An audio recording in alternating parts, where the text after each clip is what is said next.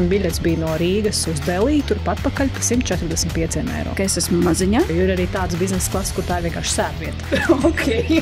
Ar mani kopā nevar lidot. 30% neceļo. Tā ir iziešana no komforta zonas. Mums bija zviedru profesors, kas nāca džinsu miņukos.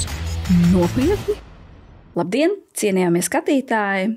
Šodien pie manis ciemos ir Alīna Andrušaite, sapņu medniece.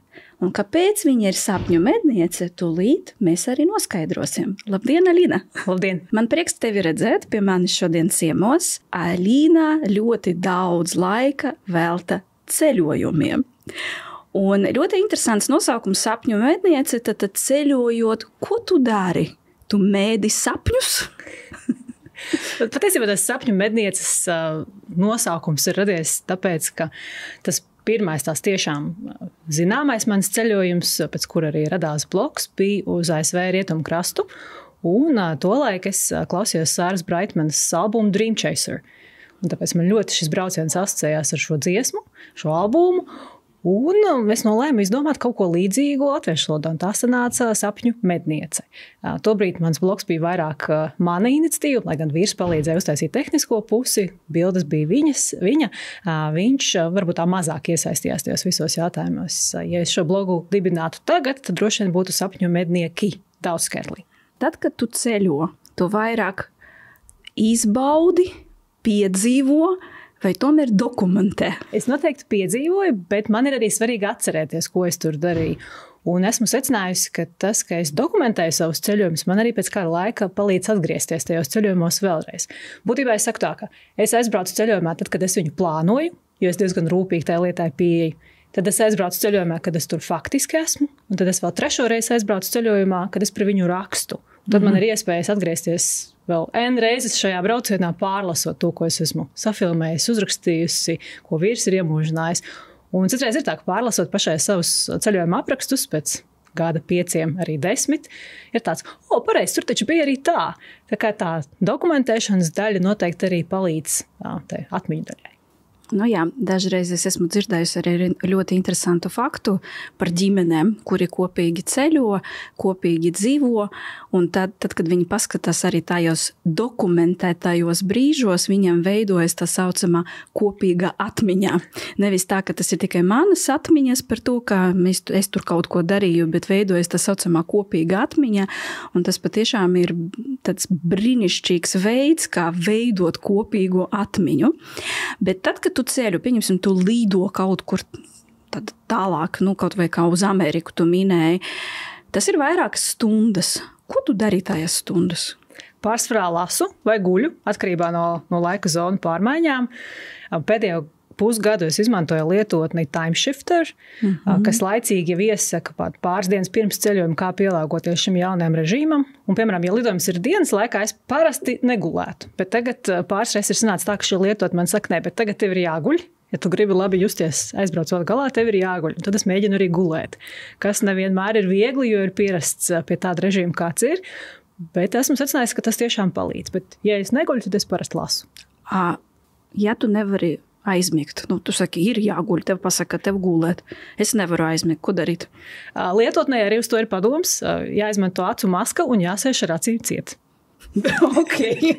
Jo tas efekts ir arī par gaismu, jo gaisma ir tā, kas regulē šos te iekšējos ritmus, un ja tu nevari aizmigt, tad vismaz tu nesaņem lieku gaismas daudzumu tajā brīdī. Tas man atgādina, kad man bērns bija mazs, un viņš pa dienu negribēja gulēt, bet bērniem, kā mēs zinām, pa dienu negribēja pa dienu gulēt. Jā, bet bērniem ir jāguļ pa dienu, lai tomēr viņiem būtu tā mazāk viņi būtu tādi varbūt nervozi un varbūt uzbūdināti, un tad es ar bērnu arī tāpat darīju. Saku, mēs tikai pagulēsim, aizversim aciņas un tikai pagulēsim. Pēc 5 minūtēm viņš jau čučēja parasti. Māma nečučēja, bet bērns čučēja. Dažreiz es arī čučēju, godīgi sakot. Bet tad, kad tu izvēlējies plāno garu ceļojumu, tu saki, ka tu vienmēr rūpīgi plāno, ir kādi triki biļešu iegādē, kur ir tie kur var dabūt labākus, letākus, uz ko skatīt. Es saprotu, ka tā ir vesela, var tā teikt, zinātne, bet tomēr kādi pāris triki, kam būtu jāpievērš uzmanība, lai nopirktu letākus, labākas biļetes? Tā tiešām ir tāda tēma, ka mēs varētu runāt turpmākās kāds 5 stundas tikai par to. To ne. To ne. Nevelti man ir seminārs par šo tēmu Ceļo gudri. Tāds galvenās lietas, ko var darīt, lai šodien jau sāk kaut ko izdevīgāk atrast. Pirmais būt fleksiblam ar to, uz kurien mēs gribam aizbraukt. Nevis sākt ar to, ka es gribu, piemēram, uz ASV, bet skatīties, kas ir pieejams. Un tādā veidā, piemēram, es aizbraucu uz Indiju, man biļets bija no Rīgas uz Delī, turpat pakaļ par 145 eiro ar somu un unarēšanu. Wow. Kāds brītiņš jau ir pagājis, ir gadu pagājuši, tā varbūt šodienas cena nav, tā bija cena kļūda, bet ir iespējams noķert šādus piedāvājumus. Man nebija plāna, ka es gribu braukt uz Indiju, par 145 eiro es esmu gatava aizbraukt uz Indiju. Tāpat Palau, ļoti gribēju aizbraukt uz Palau. Jau par 700 eiro tās skaitās ļoti lētas biļetes uz šo pusi. Tās es nopirku, bija kaut kas ap 300 eiro turpat pakaļ no Amsterdamas. Tikai tāpēc, ka es nebiju izdomājis, tagad man ir tas atvaļinājums, tad es arī braukšu. Nē, es skatījos to fleksibilitāti. Protams, es sapratu, ka ir cilvēki, kas varbūt nevar paņemt jebkurā laikā atvaļinājumu, esmu piesaistīts skolēnu brīvlaikam. Jebkurā gadījumā varam paturēt atvērtu šo galamērķu sarakstu un nefiksēties uz to vienu konkrēto. Piemēram, ir tāds rīks kā Google Flights, kur mēs varam ierakstīt, mums ir šie brīvie datumi, vai pat nedēļas nogali, vai pat nedēļas nogali pusgada garumā. Mēs gribam braukt uz jebkurienu. Mēs tā arī ierakstam anywhere, un tad šis rīks parāda, uz kurien ir vislētākās biļetes. Protams, no Rīgas lielākā daļa tās būs Ryanair biļetes, bet mums jau nav jāskatās obligāti uz to, kas ir par 30 eiro turpat pakaļ. Mēs jau varam skatīties uz priekšu, cik nu ir tas mūsu budžets. Un es ieteiktu arī nebaidīties no, piemēram, lietus sezonām un tam līdzīgām lietām. Bieži vien, pirmkārt, viņas nemaz nav tik trakas, teiksim tā, otrkārt, viņas arī citreiz mazliet migrē, pārbīdās, īsti nav tāds precīzs datums no līdz. Varbūt skatīties tā starpsezonas. Protams, ja mēs aizbrauksim pašā pīķa sezonā, piemēram, Ziemassvētki ir tipiski visdārgākais laiks, tad tur ir laicīgi jāskatās vai nu cenas, kas ir īpaši kaut kādas cenu kļūdas, vai arī akcijas. Kā nepalaist garām akcijas, pierakstīties klāt aviokompāniju jaunumu lapām. Tas pats ar Baltika, Turkish Airlines. Ar Baltikam, ja mēs redzam izpārdošanu, kas ir visķeršana, tā ir tā vislabākā. Pēdējos 3 gadus tā ir bijusi vislabākā gada izpārdošana. Pagājušā gadā bija septembrī, 2 gadus pirms tam tās bija oktobra beigas, novembra sākums. Tā kā visi pārējie ķirsīši, megasēl, tas nav tas, bet tad, kad ir visķeršana, tad ir tiešām labās cenas. Plus piefiksēt, kas ir laba cena. Pat ja mēs šobrīd negribam braukt uz to vietu, skatīties, cik tad parasti tās biļetes maksā. Paskatīties uz priekšu, ja mēs lidotu citā datumā, kādas tad būtu izmaksas 1, 2, 3 personām, jau, lai mēs zinām, vai uz šo galamērķi 300 eiro ir laba cena vai nav laba cena. Tad, kad tu plāno ceļojumu, cik svarīgs tev ir komforts? Viņš noteikti paliek svarīgāks ar laiku. Es teiktu tā, ja agrāk uz to pašu Palau mēs toreiz lidojam no Rīgas uz Amsterdamu. No Amsterdamas, manuprāt, tā bija Bankoka, pēc tam tā bija Taivāna. Un tad mēs beigās nokļuvām Palau. Diezgan garš tas ceļš bija. Šobrīd es maksimāli droši vien izvēlētos ne vairāk kā kādas 2, varbūt 3 pārsēšanās, bet tam jābūt kaut kam pilnīgi ārkārtēm. Bet tā, ka pavadīt 2 vai pat 3 dienas ceļā uz to vietu, droši vien nebūs tas optimālākais variants. Bet vienmēr man ir bijis raksturīgi, ka es tomēr gribētu viesnīcu, kurā es varu nomazgāties savu numuriņu ietvaros, un man nav kaut kur koridorī jāiet, vai vispār nav tā duša. Viens no iemesliem ir arī tāds, ka mēs tomēr ceļām ar fototehniku. Visas šīs bloga fotogrāfijas nerodās pašas no sevis. Līdz ar to kaut kāda, dīvāna stūrītis kaut kur kaut kādā publiskā, bet tādā sabiedriskā vietā gluži nav tas, kā mēs varam tās mātes droši atstāt. Tu ieplānoji lidojumu, noķer biļetes, komforts, kā kuru reizi, bet ja tev ir iespēja izvēlēties vietu lidmašīnā, kur tā būtu pie loga, pa vidu, pie malas? Atkarīgs, vai es lidoju viena pati vai ar vīru. Jā. Vai aviokompānijai ir jāpiemaksā par šiem vietām vai nē. Ja jāpiemaksā, es parasti nepiemaksāju. Es parasti rūpīgi apskatos vietnes. Agrāk bija tāds Seatguru, tagad ir tāds Aerolopa, kur var apskatīties papildu piezīmes par šiem vietām. Piemēram, vai šī rinda nav blakus toaletē kaut kur. Tas nozīmē, ka parasti visu lidojumu laiku stāvēs blakus cilvēki, man ir gari mati, tad, ja viņa rokas ir uz manas sēdekļa, tad kādā brīdī man kāds sāk raustīt matus, tur tā visu laiku kustība ir. Vai šis sēdeklis pilnībā ir atlokāms vai nē. Kā ir ar mantu nolikšanu? Man nepārāk patīk likt mantas augšā, teiksim, rokas soma man ir pie manis vienmēr. Ir vietas, kur drošības apsvērumu dēļ uz pacelšanos un uz nolaišanu šī soma ir jāliek augšā. Tās parasti nebūs vietas, kuras es izvēlēšos. Tā kā es vairāk skatos pēc šīm vadlīnijām, Kas tur vēl notiek ar to vietu? Tu jau pieminēji tādu lietu, kā soma. Ko tu parasti dari ar rokas bagāžu? Nu, noteikti tu nevienmēr lido ar tādu pilnu bagāžu. Ir situācijas, iespējams, ļoti bieži, ka tu lido tikai ar rokas bagāžu. Tavi padomi, kā efektīvāk, labāk sakomplektēt to rokas bagāžu, kas būtu jāpaņem tieši lidmašīnā? Pirmkārt, noteikti visas tās lietas, kas mums ir obligāti nepieciešams. Mājas atslēgas es nekad noteikti neliktu nododamajā somā. Tās būs ar mani vienmēr līdzi manā rokas bagāžā. Protams, rūpīgi izlasam visus noteikumus, kas ir saistīti ar drošības apsvērumiem. Piemēram, tā kā uzlādes bankas, tās mēs arī liekam rokas bagāžā, cita veida baterijas. Datorus nekad neliktu nododamajā bagāžā, pat tur var izņemt kaut kādu bateriju. Tā kā viss, kas ir vērtīgs, viss ceļo ar mani. Ja man ir kaut kādas rotas lietas, komandējumos citreiz ir vajadzība, ja ir kāds smalkais pasākums, tas viss ir mani rokas bagāžā. Pēc iespējas ņemt līdzi vispār, kas ir nepieciešams pirmajam brīdim, lai ir tur, nezinu, vienai dienai drēbes, tur apakšveļa kaut kas tāds, kosmētikas piedarumi, jo komandējumi un tad privātie braucieni, tas ir tomēr drusku divas dažādas pasaules. Ja es ielidoju 11. vakarā un man nākamā dienā 6. ir jāceļās un 7. es jau vai brokastīs ar kolēģiem, man nav laika kaut ko nopirkt, ja gadījumā mans mantas neatnāk. Ja tas ir privāts brauciens, es esmu atvaļinājumā, bieži vien tomēr tāda iespēja ir. Tā kā noteikti parūpēties par šādu apsvērumu. Un arī tā tīri praktiski rūpīgi izpētam, kas tad īsti aviokompānija ir ar tiem izmēriem, ar svaru, jo tās atšķirības var būt diezgan lielas. Ļoti bieži formos cilvēki saka, bet man tas čemodāns ir 1 centimetru lielāks nekā atļauts, vai es drīkstu lidot? Nu, iespējams, tev paveiksies, bet tā ir, cik bieži to veicis loterijā, vai tu gribi šajā reizē mēģināt izšmaukt tāpat vai nē. Jo tomēr, kad tās pārbaudas notiek, nu tad pēc kārtas visus liek to statīviņā, skatās, un ja tā soma nelien, tad viņa nelien.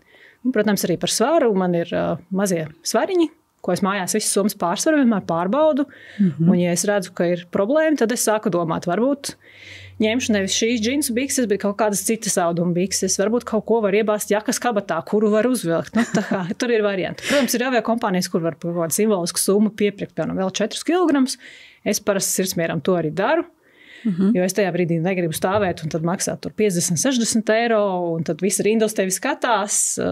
Paši, kam sev taisīt problēmas. Vai tu esi darījusi tā, kā dažreiz rāda tur dažos video TikTokā un Instagramā, ka cilvēki, kuri negrib maksāt par bagāžu, ka viņi tur uzvelk, tur pilnīgi rāda, ka viņi tur 3 apakšbikses, tur no viņiem topiņu izveido, ka tur vienu kreklu, otro kreklu, tur šortus, tad pa virsu bikses, tad vēl, tāda pilnīgi matrioškas sanāk, ja var tā teikt, jā. Tad vai tu tā kādreiz esi darījusi? Savilktās drēbes nē, bet es esmu likusi lietas kabatās. Es to jau mājās sagatavoju. Ja es zinu, ka es esmu tieši uz tās robežas, tur kaut kāda, nezinu, līdz kilogramam tā starpība, tad man jau, ja es redzu, ka tur sāks kaut kāda kustība pie geita, tad es aizēju uz toaleti, izņem ārā tās lietas, ko es zinu. Tas ir, piemēram, datoru lādētājs. To es varu iebāzt kabatā. Vēl tur kaut kādu priekšmetu. Ir cilvēki, kas liek, piemēram, ja man ir žakete, aiz žaketes, aiz mugurē, tā kā, nezinu, datoru kindli var ielikt vēl kaut ko. Nu, tur tās metodas ir dažādas. Bet parasti, ja ir iespēja piepirkt to plus 4 kg bagāžu, tas ir tas, ko es daru.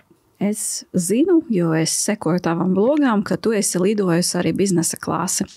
Kāds no biznesa klases pakalpojumiem tev liekas tiešām noderīgs? Tas, ka var būt guļus tajā lidojuma laikā, tas ir garš lidojums. Tad nevis īsi ar Eiropas reisi, bet tiešām mēs lidojam uz ASV, uz Āziju, uz kādu citu tālo galamērķi.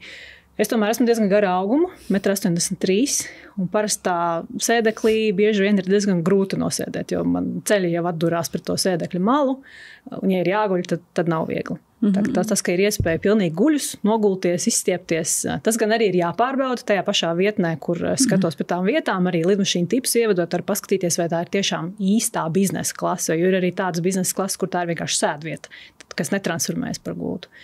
Tā ir tā viena lieta. Vispārējais forši, jā, viss tā maltīte, vairāk somas, bet tā guļvieta, tas ir feini. Man nav aktuāli guļus, tāpēc, ka es esmu maziņa. Vai ir kāds cits pakalpojums, kurā dēļ man būtu vērts pārmaksāt par biznesa klasi? Personīgi man es uzskatu, ka nē, bet cilvēku vajadzības un vēlmes ir dažādas. Es zinu, ka ir cilvēks ļoti izbauda šīs maltītes, vairāk privātuma telpā, jo ir iespējas dažās vietās pilnīgi tādu, tā kā aizkariņu, aizslietnītā aizvērt, ka tu esi tāds, sava personīgā telpa ir lielāka.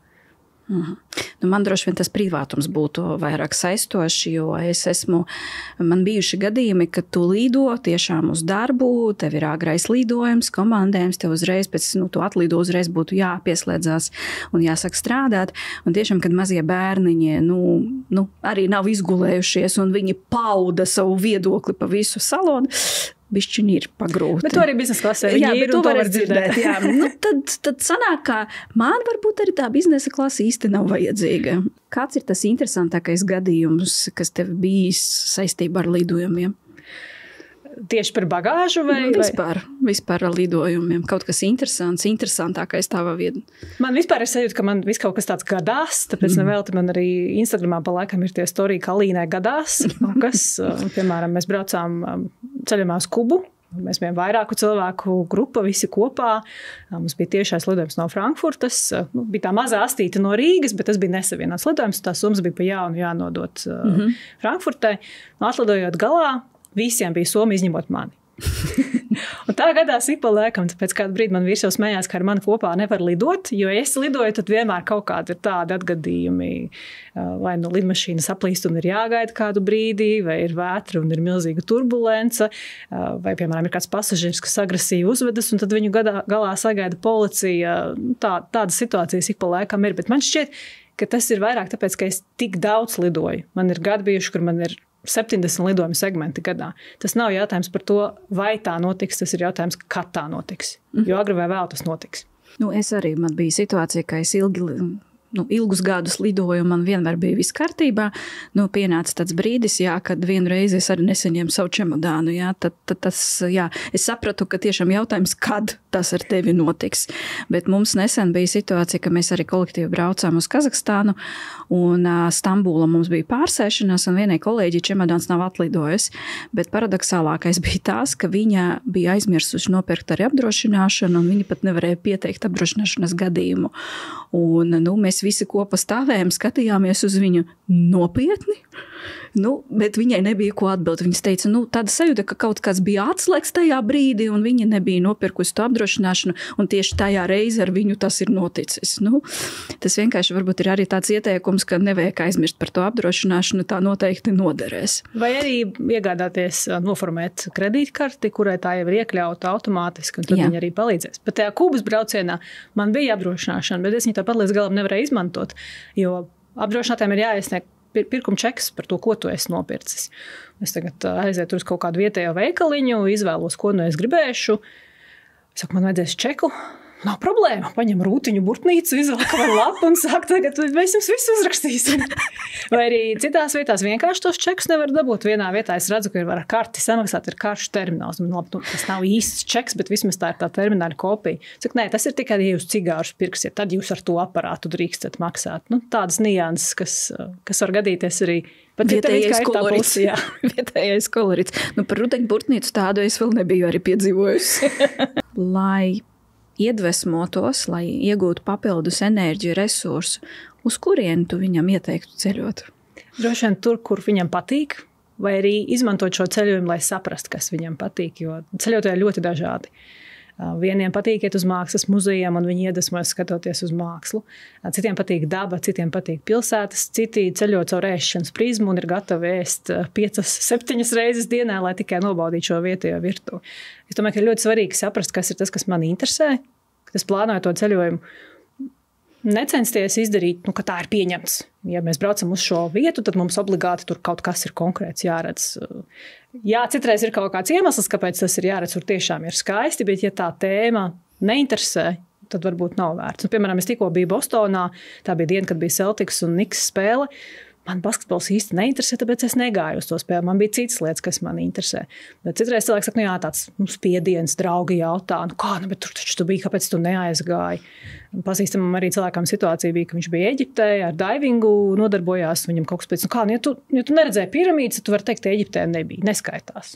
Tas droši vien ir tie stereotipi, un ka cilvēki patiešām uzspiež savus stereotipus citiem, bet ja mēs runājam par tiem sapņiem, ko mēs mēģinām nomēdīt, arī tā skaita ceļojot, es teiktu tā, tie, kas saka, ka ja tu neredzēji piramīdas, un tad tu nebija Eģipti, tad tas ir viņu sapņi. Tas nav tavi sapņi. Jā? Mani sapņi varbūt ir ieraudzīt tieši zemūdens pasauli, tas ziftiņas, kuras tur dzīvo, nevis piramīdas, un tieši tādēļ es braucu uz Eģipti.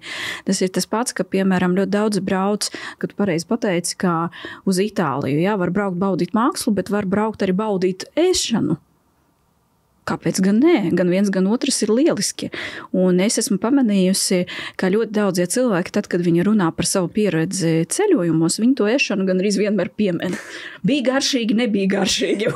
Tas ir gandrīz vai vienmēr. Bet, ja tā paskatīties, ja, viss, kas ir kopīgs, tad gandrīz visi cilvēki vienmēr saka, oi, tur nebija garšīgi, mēs tur aizgājām, un tur nebaro garšīgi, tur nav garšīga virtuve, Tad par to ēšanu, manuprāt, ļoti daudz tomēr runā tieši saistībā. Mēs ar vīru, jo viņš fotografē, un parasti vakariņu laiks ir tas brīdis, kad ir vislabākā gaisma.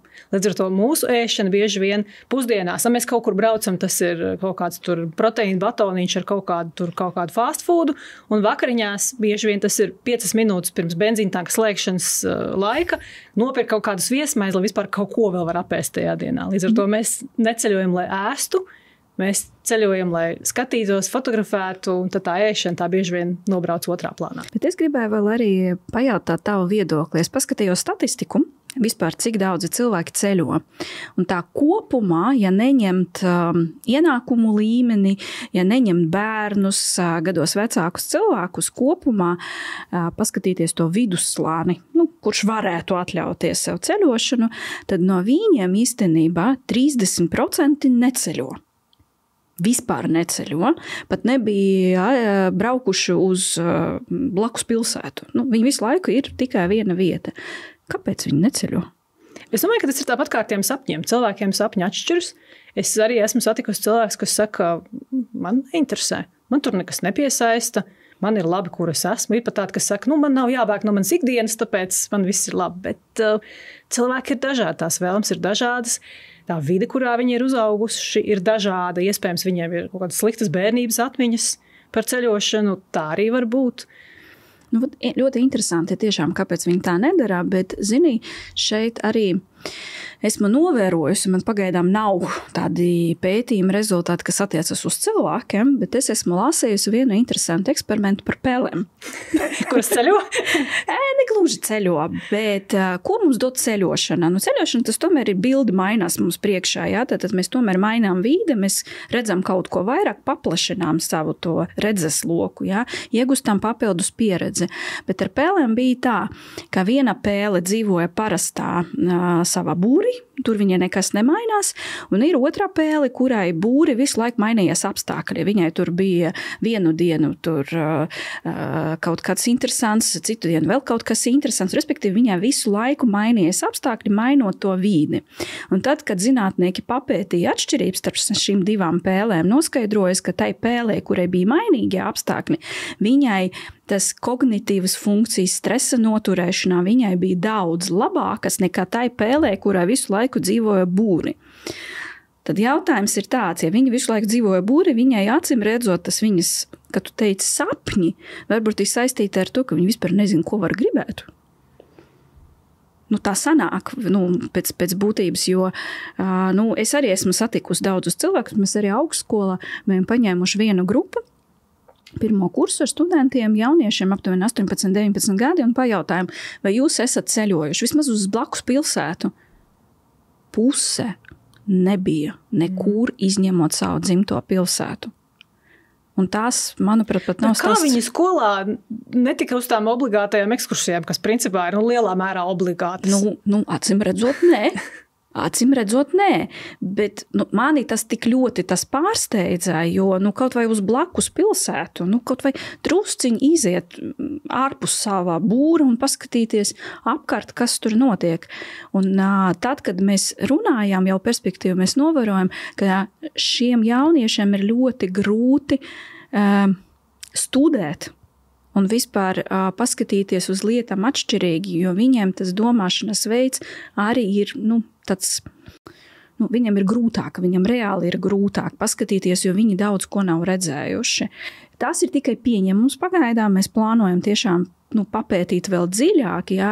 Un tas nav stāsts par ir nauda vai nav nauda. Tas ir stāsts par to, vai ir svarīgi redzēt kaut ko papildus. Bet tā ir ģimenes audzināšanas un kultūras īpatnība, es drīzāk teiktu, jo cik ļoti bērns var noteikt, vai viņi brauc uz kaimiņu pilsētu, jo viņa ģimene nekad nav braukusi.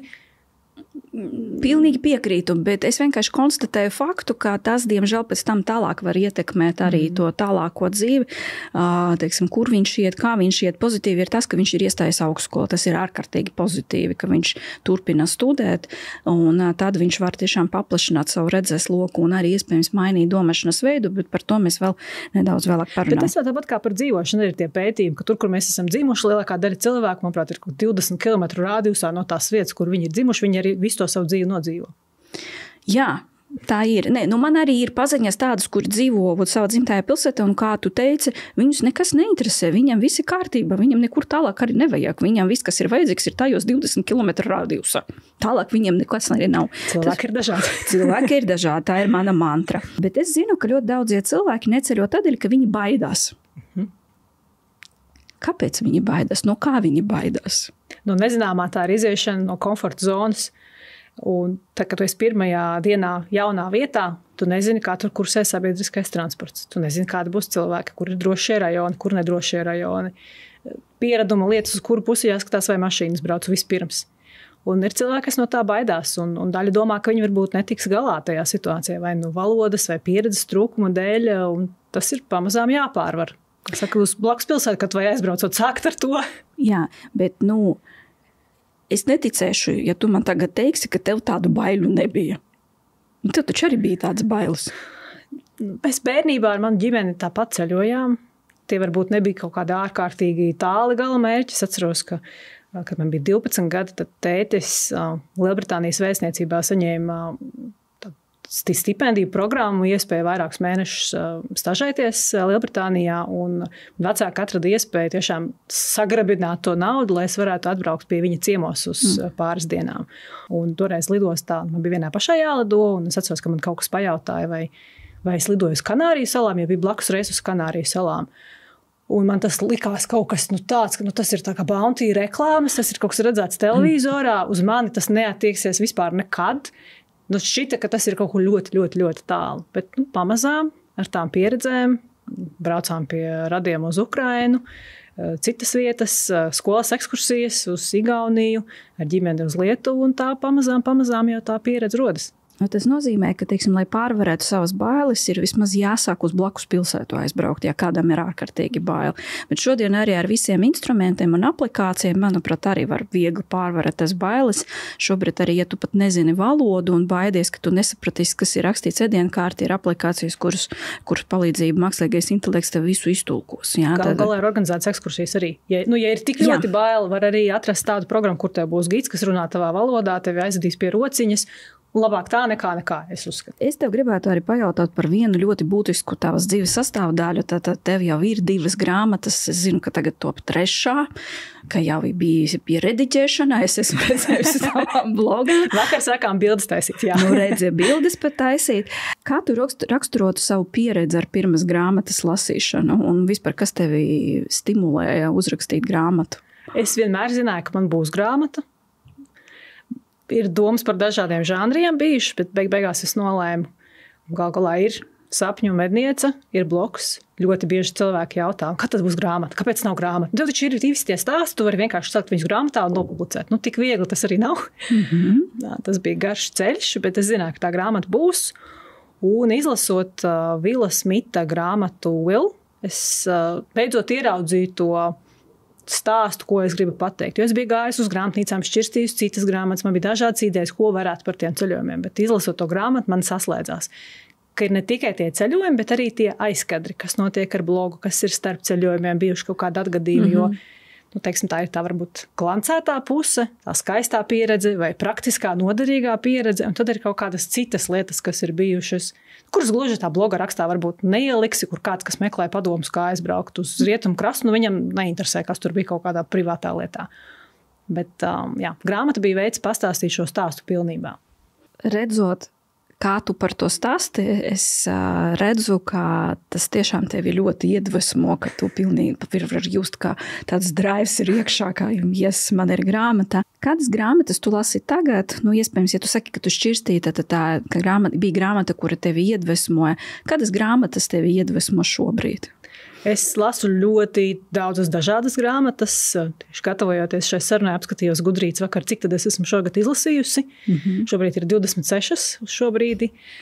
Visdažādākās. Es lasu, piemēram, šobrīd lasu grāmatu par mākslīgo intelektu Ethan Mollick Cointelligence. Pirms tam es izlasīju Callie Hart Quicksilver, kas ir fantasy. Daudz memoārus lasu. Ļoti patīk grāmatu par Facebook, Careless People. Pārsvarā es lasu angļu valodā. Jo man patīk, ka tā grāmata iznāk, un es viņu varu dabūt uzreiz savā lasītājā. Man nav jāgaida, kad viņu iztulkos. Plus arī tulkotās grāmatas bieži vien zaudē šo valodas ritmu, izteiksmes kaut kādus veidus.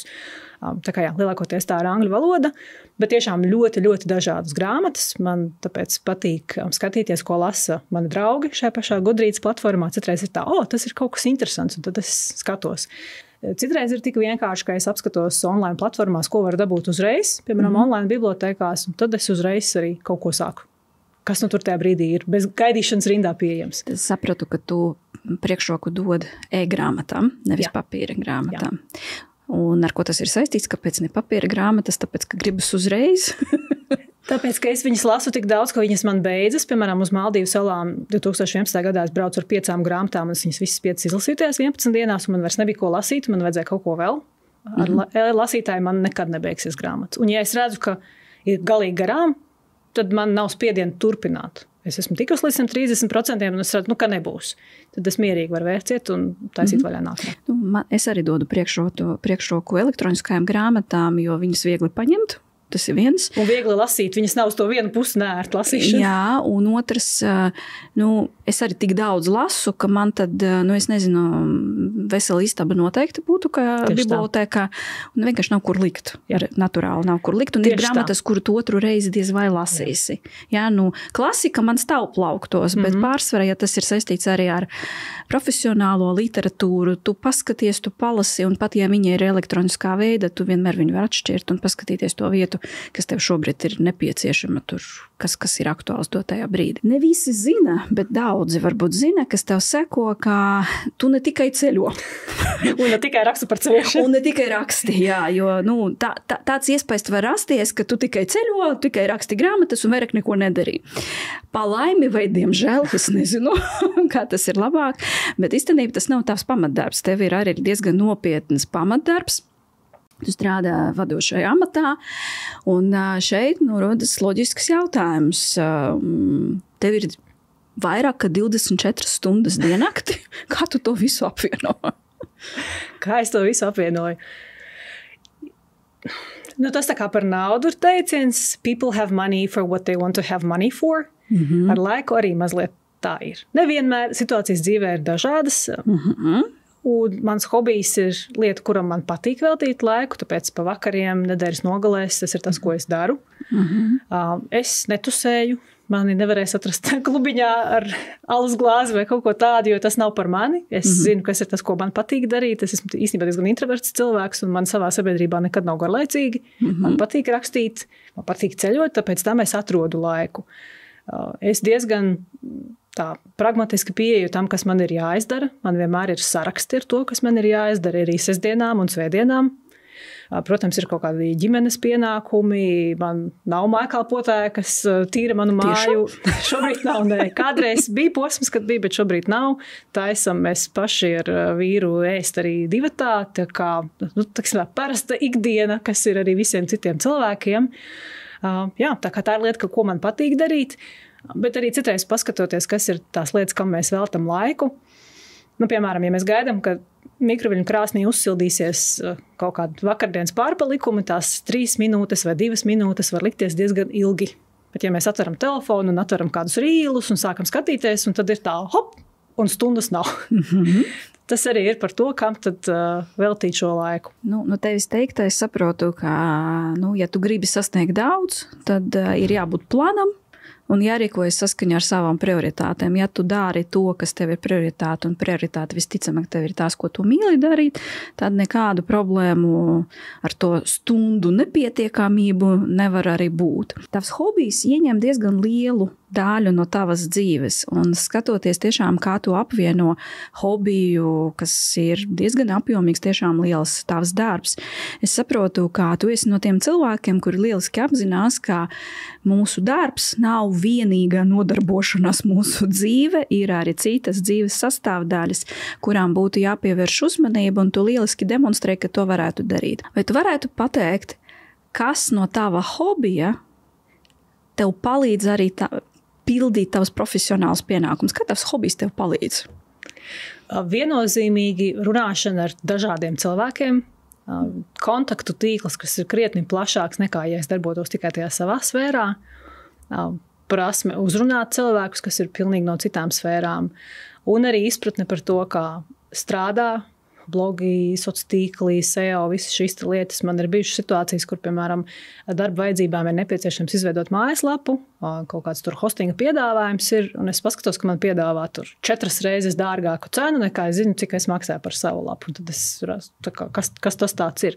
Vai es redzu, ka man pasniedz statistika, kaut kas ir super labi, veiksmīgi aizgājis no aģentūras puses, un es atveru vaļā, kur tad bija tās programmas, kur tad bija darīts, un tur, teiksim, Facebookā ir 3 laiki tam ierakstam, tur kaut kādām citām vēl tikpat.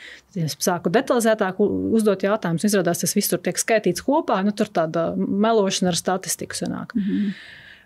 Izpratne par to, kā, piemēram, strādā Google Analytics, arī, teiksim tā, man nav tik viegli piemānīt šajās sfērās, un it kā šķiet, tas ir mans hobijs, es noteikti nepretendēju kaut kādām super dziļām zināšanām, kā jau teicu, tas ir hobijs, tā nav mana profesionālā lieta, bet tad es secinu, ka citreiz varbūt es esmu telpās, kur visu šo cilvēku vidū citiem vispār nav zināšana par to.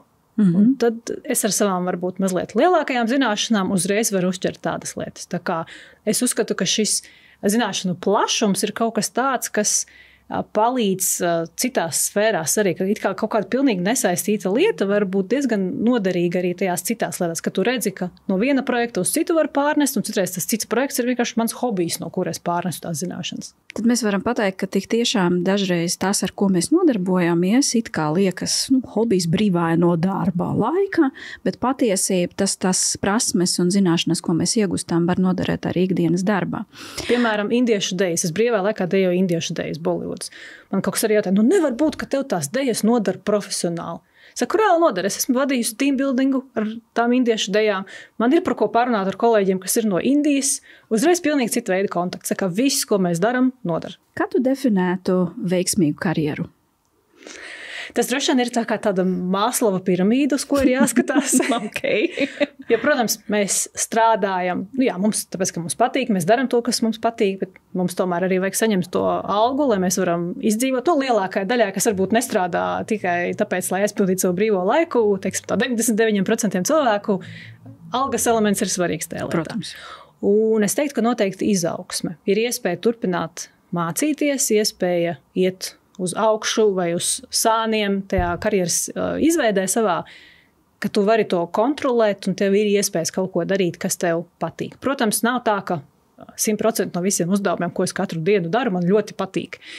Ir, teiksim, tāds 80-20 princips, ka citreiz ir jāsakoš, zobus ir jāsakoš, bet es skatos tā, ka ja vismaz 50% no tā, ko es daru, man patīk un man ir sajūta, ka es rādu pievienoto vērtību, es strādāju ar labiem cilvēkiem, ar kuriem man ir interesanti kaut vai vienkārši tāpat parunāties, tad tas jau ir tā vērts. Es arī vienmēr saku tā, ja tīpaši, ja tu esi vadītājs, daudzi domā, ka, ja tu esi vadītājs, tad tev ir sapņu dzīve, tad tu dari tikai to, kas tev patīk, diemžēl ne.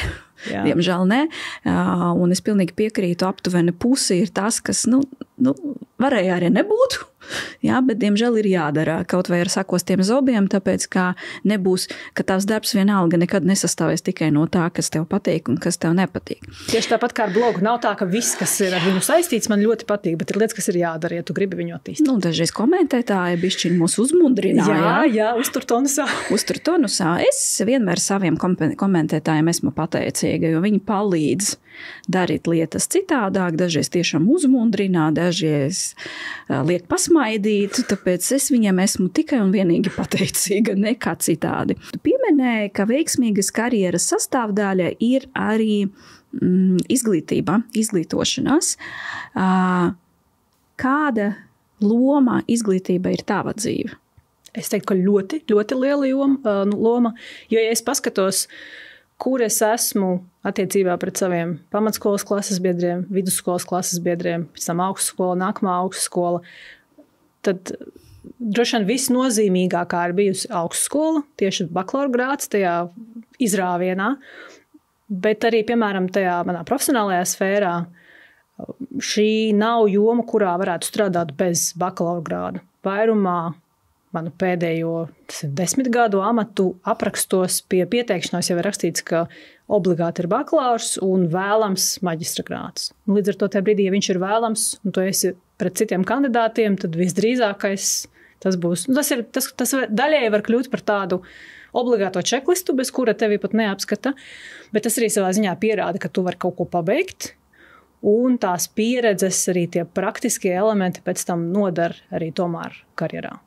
Mēs varam secināt, ka formālai izglītībai, jo ļoti daudzi šobrīd saka, ka ir taču kursi, ir daudzie tur īsi ar īli, tur YouTube var paskatīties. Informācijas īstenībā ir daudz, no kā var mācīties. Tātad tai formālai izglītībai mūsdienas tomēr ir augsta nozīme. Es teiktu, ka tas ir ļoti atkarīgs no sfēras.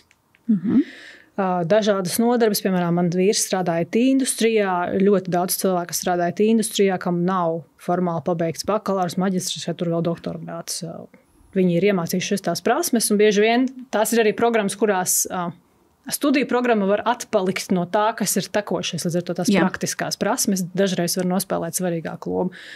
Praktiskās lietas, celtniecības lietās, santehnika, galdniecība ir profesionālās sfēras.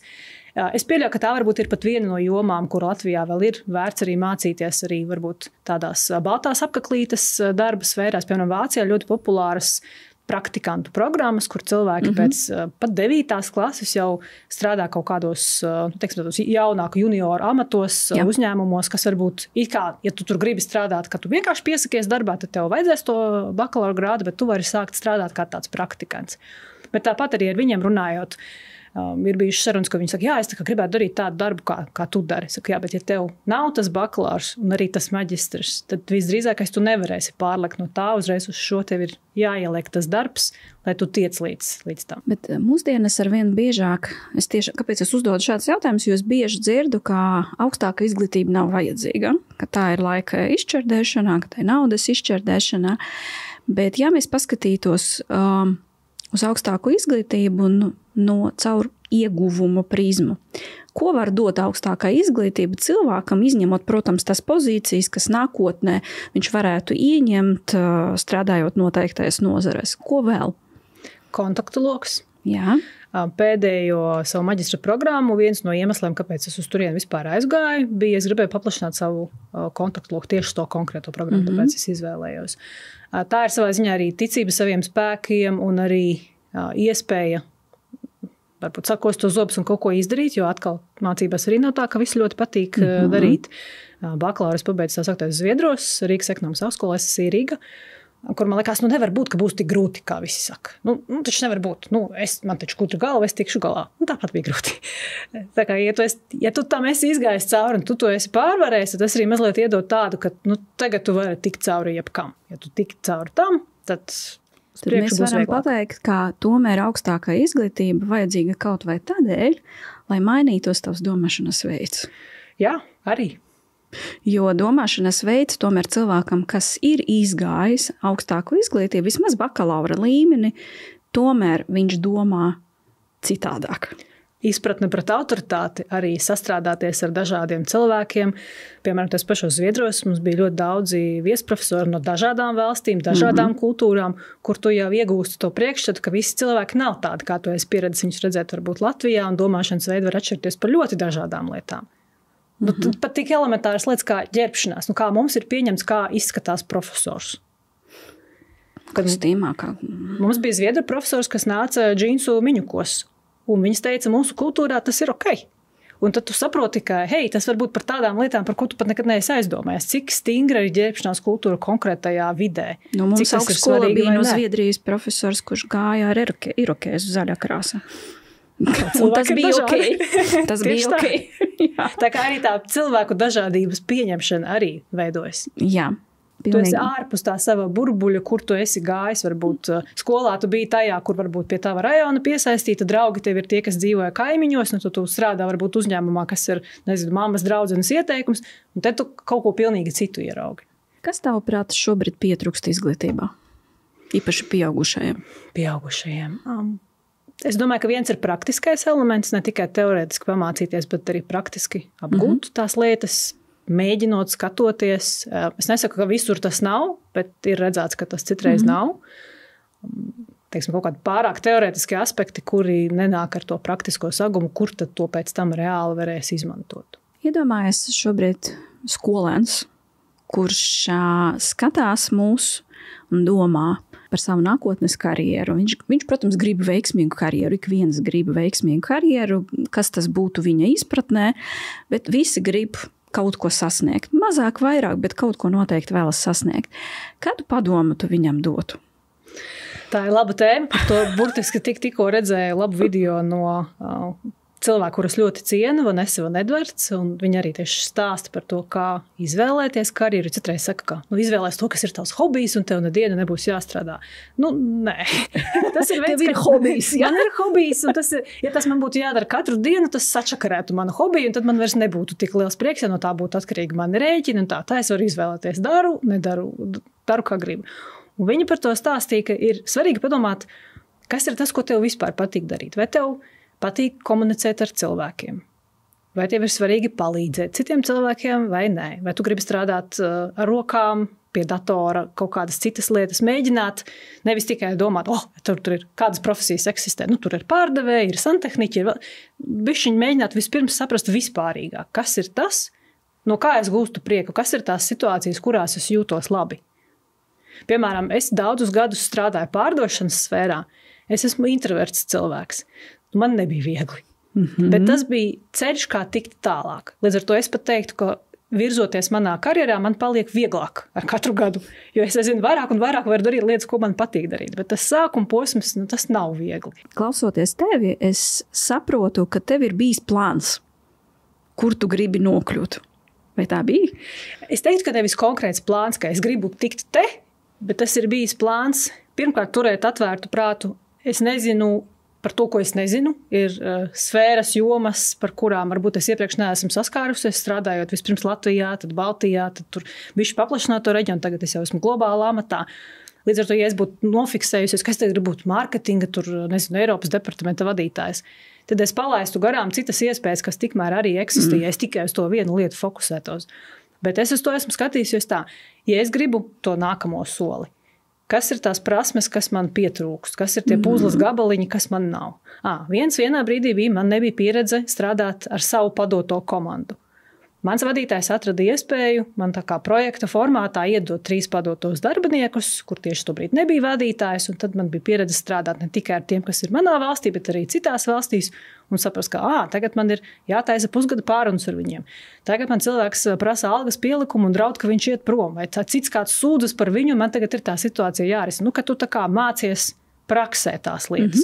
Jā, tu vari visādus kursus izmācīties, bet tad ir arī praktiskās lietas, tāds on the job learning, ko tu tikai darot var iemācīties. Tā kā man tas ceļš ir bijis tāds, es redzu, kas ir tas mans nākamais solis, bet es nezinu, kas ir aiz tā horizonta tur tālāk. Bet vai tev nebija tāds, tā kā plāns, es domāju, ka, tu iesi uz augstskolu, kas būs pēc augstskolas, aptuveni, ka tu darīsi tur noteikti. Es gribēju būt par auditoru, tad, kad es gāju uz augstskolu. Tas nekas, tie plāni nedaudz var piekuriģēties, bet tik un tā tev bija plāns par to, ka tu veidosi karjeru. Ja? Jo mūsdienas, to, ko mēs redzam jauniešiem, ja? Ka ļoti bieži viņi varbūt grib kaut ko, varbūt viņi sapņo, bet viņiem ir bailes spērt pirmo soli, tāpēc, ka viņi nezina tos soļus. Ja? Un tad, kad mēs tiešām izveidojam tādus soļus, ka tu teici, teiksim, es skatos, nākamais solis, kas man pietrūkst, kas man ir un kas man pietrūkst. Un tad, ja man pietrūkst kādas prasmes, tad, piemēram, ka tavā gadījumā, tad man ir konkrēti soļi, lai iegūtu šīs prasmes, lai es varētu pakāpties uz nākamo pakāpienu. Jā, tad varbūt nemaz arī nevajag tur skatīties līdz pensijai, jā, viss kaut kas var pamainīties, bet vismaz soli priekšā noteikti būtu jāpaskatās, un tad arī, lai spērtu nākamo soli, tur vajadzētu kaut kādām plāniņām, ko pamācīties, ko paskatīties, ar ko pamēģināt. Jo arī pamēģināt ir svarīgi, jo, piemēram, sākotnēji, kad es mācījos pirmā ģimnāzijā, es gāju programmēšanas kursos, man ģimenē ļoti daudz IT sfērā strādājuši cilvēki, man šķiet, ka tas ir tas mans ceļš. Tad vienā brīdī sapratu, ka tomēr nebūs. Jā, es varu, bet nav tie 50%, 55%. Bet tas ir citu cilvēku sapņi. Jā, tie ir citu cilvēku sapņi, un nav tā, ka viņi man tika uzspiesti. Absolūti nē. Aizejot uz SSI, jā, likās, ka auditora darbs, tas varētu būt interesanti, un tad vienīgais eksāmens, kuru 3 gadu laikā es izkritu, bija financial accounting. Sapratu, ka arī laikam nebūs. Okay. Ka arī, beigās, jā, protams, ka es viņu nokārtoju, viss bija kārtībā, bet arī nebūs. Un tas ir mēģināt skatīties, tāpēc, piemēram, prakses programmas. Jo es jau sāku strādāt uzņēmumā, kur es šobrīd esmu 18 gadus, es sāku praksē strādāt. Manuprāt, prakse un šīs praktiskās iemaņas ir, kaut vai tu neesi tajā savā sapņu amatā, bet vismaz tu esi iekšā tajā sfērā, tajā uzņēmumā, kaut vai bez maksas. Es gan uzskatu, ka praksa ir arī jāmaksā, tomēr tas darbs ir kaut kā vērts pamēģināt. Noslēgumā es gribu uzdot tev pēdējo, bet, manuprāt, ļoti svarīgo jautājumu. Kāds ir tavs lielākais sapnis šobrīd? Mans lielākais sapnis šobrīd,